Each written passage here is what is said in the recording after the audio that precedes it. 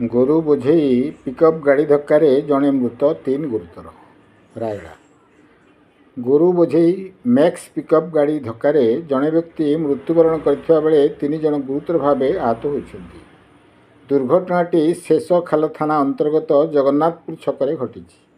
मृत व्यक्ति जनक जगन्नाथपुर ग्रामर मोहन उल्का होइथिबा बेले गुरुतर मानकु रायगड़ा जिला मुख्य चिकित्सालय भर्ती करा जायछि।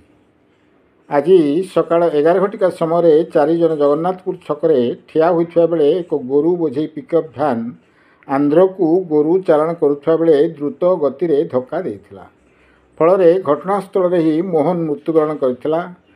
खबर पाई शेषखाला थाना पुलिस गोरु बोझेई गाड़ी को जबत करने सह एने एक मामला रुजु करिछि। सेहीपरि प्रतिदिन रायगड़ा जिल्लारू गोरु बोझेई गाड़ी आंध्र अभिमुखे बेआईन भाव चालाण करा जाउथिबा बेले पुलिस कौनसी कार्यानुष्ठान ग्रहण करुनथिबा अभियोग होइछि। अन्यपटे मृतकों परिवार को क्षतिपूरण दाबी करिसेंति स्थानीय बासिंदा। रायगड़ारू संग्राम पट्टनायक रिपोर्ट, क्रांतिधारा न्यूज।